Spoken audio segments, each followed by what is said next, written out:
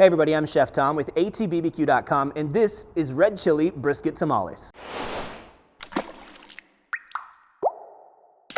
Today we tackle tamales, which are often served at the upcoming holiday of Christmas, or really any special occasion, which is fitting because these are the times when we're surrounded by our friends and family and there's plenty of hands around, and tamales really are a labor of love.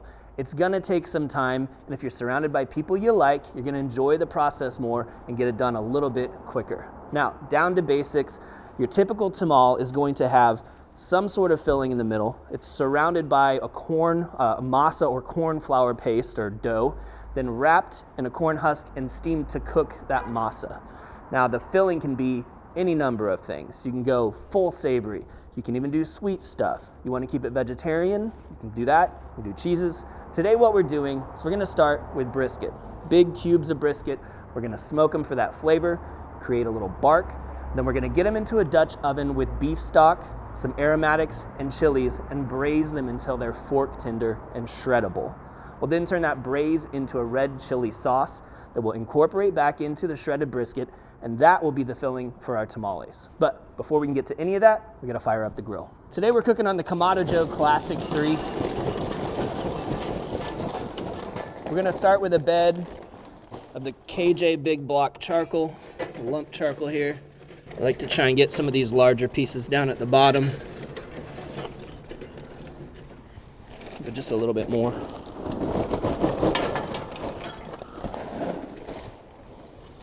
So we're gonna build a nice hot coal bed.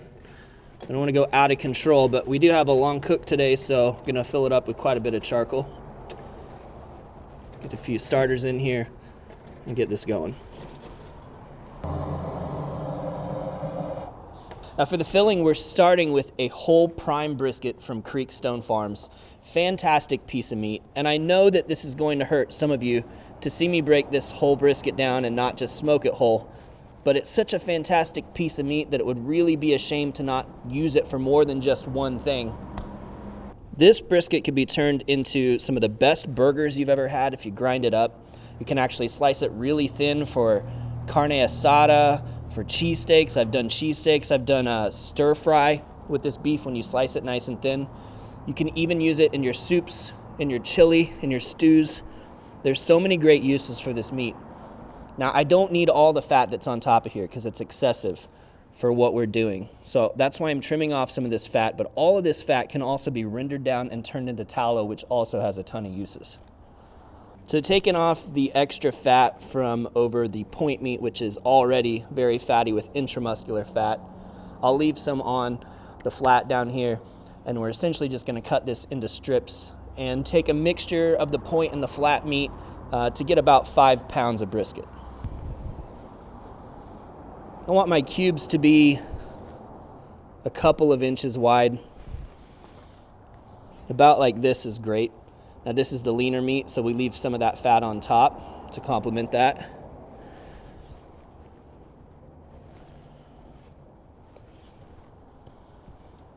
Now if I'm taking some of these end pieces that are smaller, I might just go ahead now and cube these up for stew meat, because I can vacuum seal that and throw it in the freezer for the next time we make chili or stew. And then we've got these larger pieces that we'll use for smoking for our brisket filling today. So now when we get to the other end, you can really see where that point meat is up top with just a little bit of that flat underneath. There's a lot of fat in the middle, which is gonna be a bit overkill for what we're doing today. So I'm gonna go ahead and trim that out and throw it in with the tallow. And again, you can kind of, as you're breaking this down, decide what it's gonna be used for. A little bit of extra fat on there is okay for some stew meat. And then over here we've got, look at all that intramuscular fat. Gosh, that's beautiful. That's gonna be a great chunk for our tamales.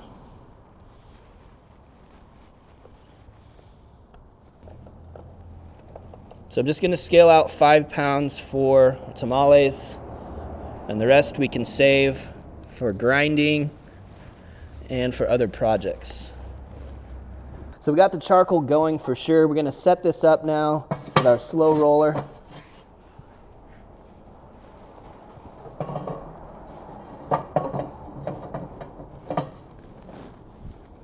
Get this ring on top. I'll go ahead and put the plate on now so that we can stabilize the temperature.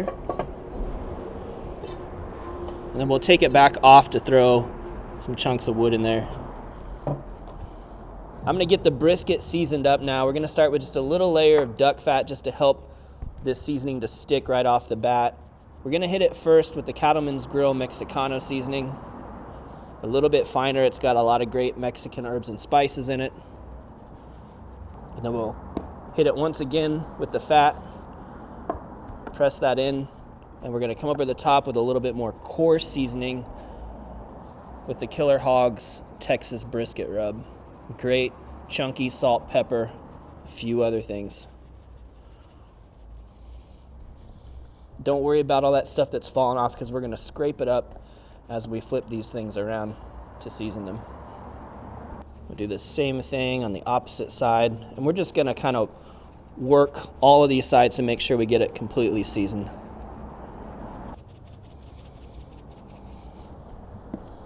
We'll just work through these one by one to make sure that all sides have seasoning.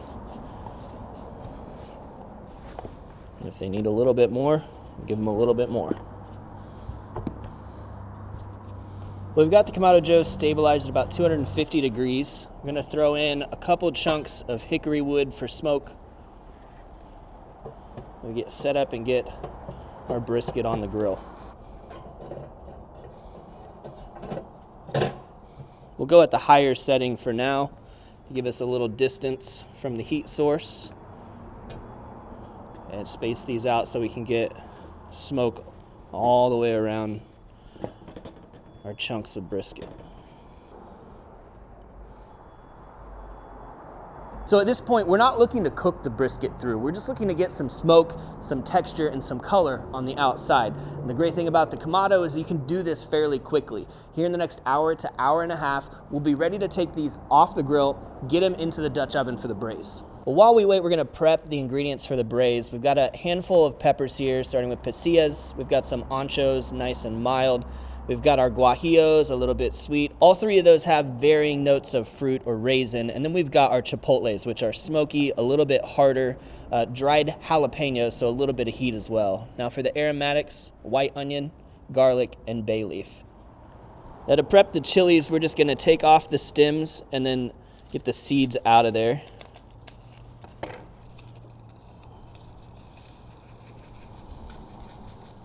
Don't worry if you're not able to get everything out, but we just want to eliminate some of that bitterness that comes from the seeds. Honestly, you don't even have to keep these fully intact, being that they're going into the braise and we're going to just blend them up for a sauce later. So if it kind of peels apart like this, no big deal. This little bowl is essentially just my discard pile. We're not going to use any of these seeds or stems. Now for the onion, we're just going to do a pretty large dice.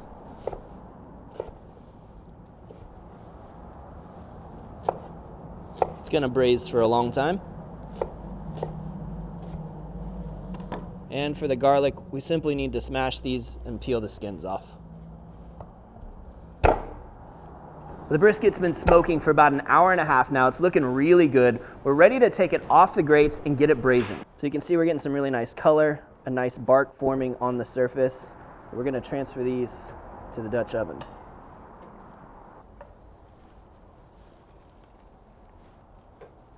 I'm just going to clean up the grates a little bit while I can.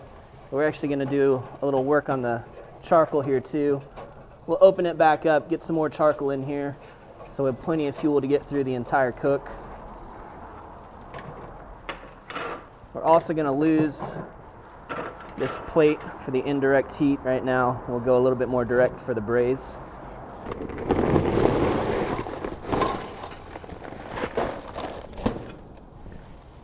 Let's go ahead and rake this up. Yeah, we still got plenty of fuel in there. And as we set this back up, I'm going to go a little bit lower this time to put us closer to that heat source.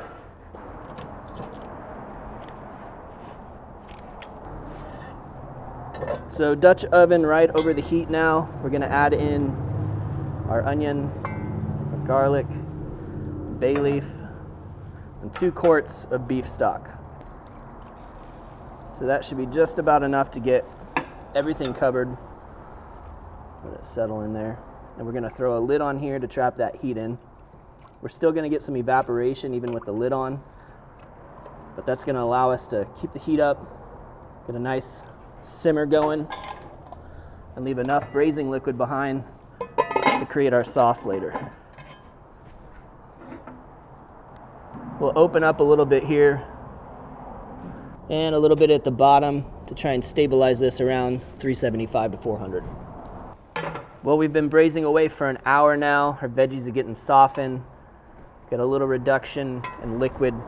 At this point, we're ready to add in our dried chilies. So these don't need the full hour 45, 2 hours that it takes to soften up the meat, to soften themselves. So we just add these here the last 45 minutes to an hour. That'll soften up all of these chilies. We'll add that chili flavor to the braise. So we just want to try and get those mostly submerged.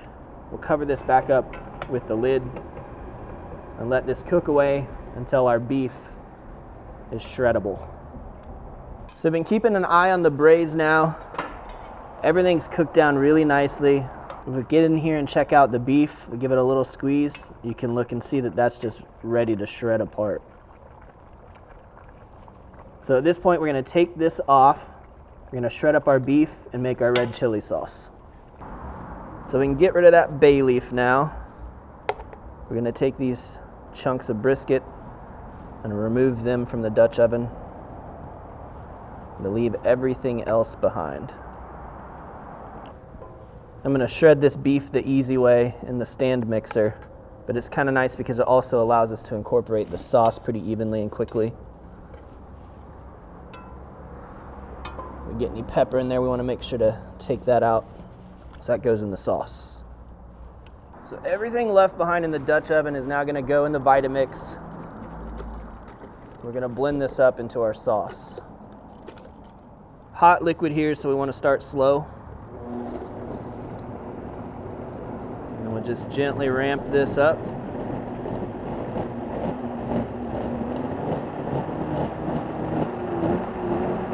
Man, it smells incredible. So earthy from those chilies, beefy, pretty much pureed it smooth at this point.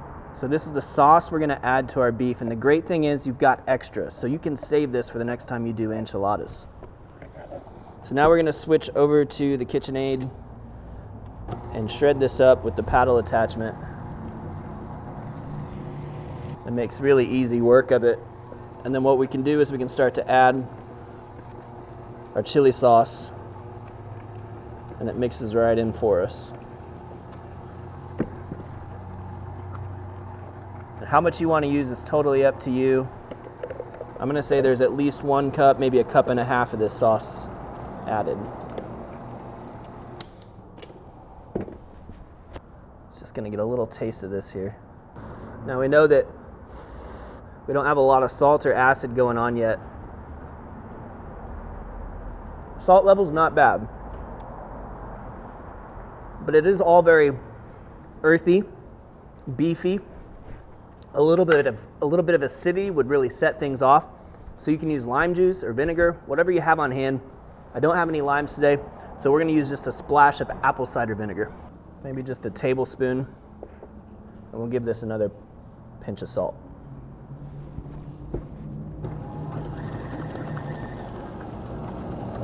Smells incredible. Now that is the filling for our tamales. I want this to cool down a bit before we stuff it into our masa. So just gonna spread it out on a sheet pan, stick it in the fridge, and let it cool down a little bit while we prepare the masa. Now the masa dough is simple 4 ingredients. It starts with masa harina, which is basically corn flour, and then you're gonna add some sort of fat. So lard or vegetable shortening is most common, but being that we're doing brisket tamales today, we're gonna go ahead and use beef tallow in place of the lard. We're also gonna have a little bit of salt and then some sort of liquid, whether you want that to be water, which is a little less flavorful, or a stock of some sort. Today we're gonna use chicken stock. So we're gonna start with a cup and a half of beef tallow. This is just kind of sitting at room temp.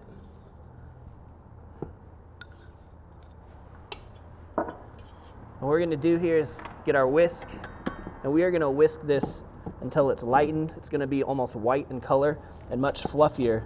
And that is a key part of getting this masa to the texture and the consistency that you want, light and fluffy.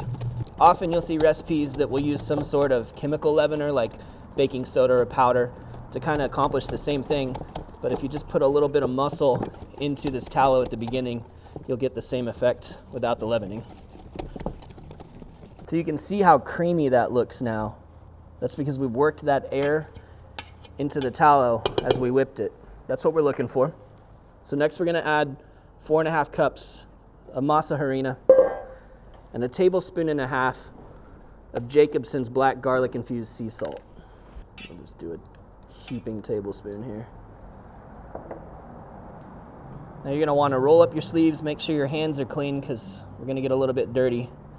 We're gonna work the masa harina into the fat until we've got kind of a crumbly texture.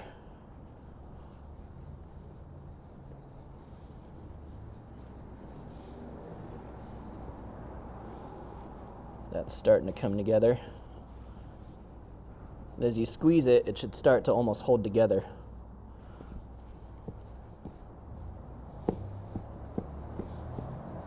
So once we get to this crumbly texture, we can add in our chicken stock. I'm gonna create a little well here. We've got about 3.5 cups of chicken stock. We're gonna add most of it right off the bat, leaving a little bit behind. That's probably all but 1/4 cup. And then we'll just start to work all together. It's gonna seem soupy and lumpy at first, and you're gonna think you're not doing it right. But the longer you mix, the smoother it gets. And then before you know it, it comes together into this beautiful masa dough. I'm just gonna keep working this as that chicken stock hydrates the masa. Could you do this in the KitchenAid? Yeah, probably. But we're doing it by hand today. It's a nice little workout. I'm gonna keep one hand clean here so I can test. Give it the little slap test here. I don't want this to stick to my hand as I slap it. And it's coming out clean. If I pick it up, it should drop right off my hand. Shouldn't stick to it. And that tells me that this is done. Now at this point, we're ready to bring our tamales together. I've got my corn husks that have been soaking in water for a couple hours now. I'm gonna get some of that excess moisture off of the husk. You're gonna find that one side is rigid and the other is smooth. You wanna find the smooth side, and that's where you're gonna put your masa. So we're gonna start with about 1/4 cup of the masa. So we're gonna spread that down till it's about 1/4 to 1/8 of an inch thick and coming all the way to this bottom edge. Nice and even. Now this is the part that you get better at with practice for sure. And then we're gonna add our fillings. A little cotija cheese, and then a little less than 1/4 cup of our brisket filling. You don't wanna overstuff that. I'm gonna let this come right down to the bottom edge. We're gonna leave a little gap right here to pinch off the bottom of the tamal. So next you just wanna bring these together. Kind of show you guys that from this angle so that your masa meets in the middle. Kind of pinch that down, roll it around. And then down here, we're gonna pinch that down as well and close the bottom of that tamal. Flip that up. There we go. Now after you've recruited some family, hopefully, or friends to help you work through all of your masa, you should have about 30 tamales out of this batch. And then we're gonna go ahead and tie these off by just taking strips of the husk,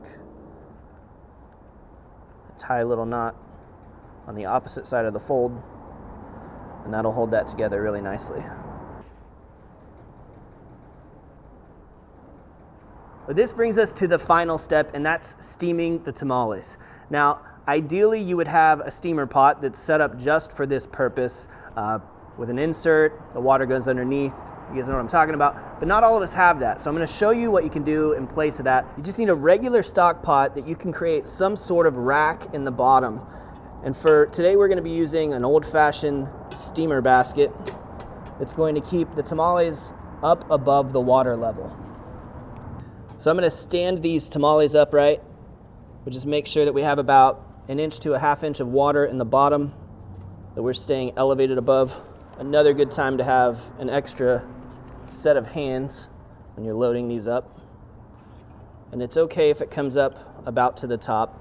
Ideally, you want just a little bit of room so that we're not smashing our lid into the top of our tamales.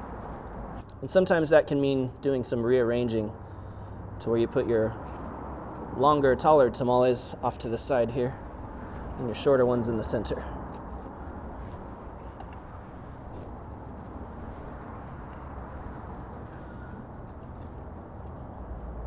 I'm just gonna get a touch more water in the bottom there. And this batch is just perfect for this size stock pot. Might just take a little bit of wiggling around.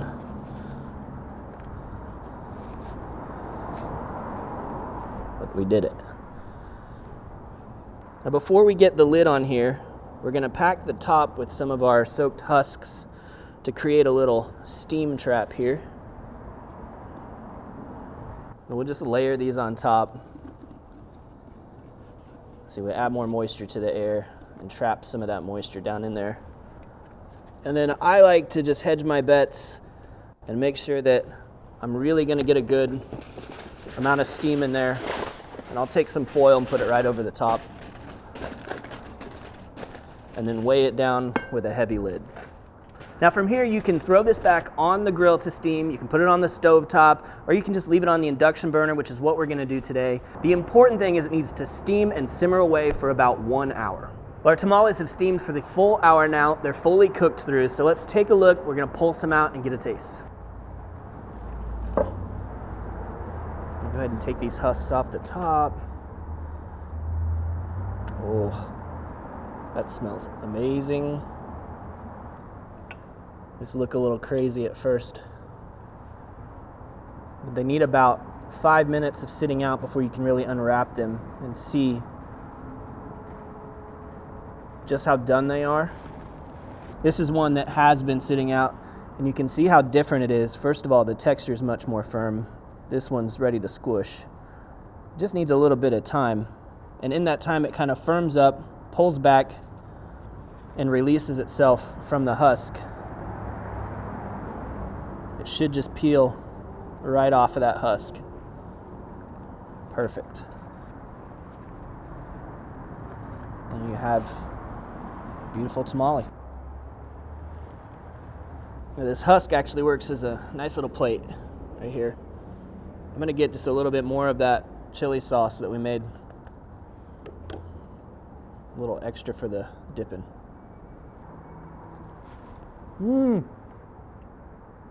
Oh my goodness. That brisket, smoky immediately. Chilies right after it. It's so earthy. Just incredibly tender. The masa has this spongy but light texture to it. Of course, just pure corn flavor. That is incredible. We put a lot of time into these and a whole lot of effort, and it really pays off in the end. This is one of those things that might seem a little difficult to tackle, but grab a couple friends, take it step by step. There's nothing in here you can't do, and the payoff, pretty incredible. Well, thank you guys so much for watching. Be sure to check out allthingsbbq.com for all the products featured in today's video. If you enjoy the recipe, hit that subscribe button. And if you have any questions or comments, or there's anything you'd like to see me cook, let me know in the comment section down below, and let's be good to one another. For more recipes, tips, and techniques, head over to allthingsbbq.com/thesauce. All Things Barbecue, where barbecue legends are made.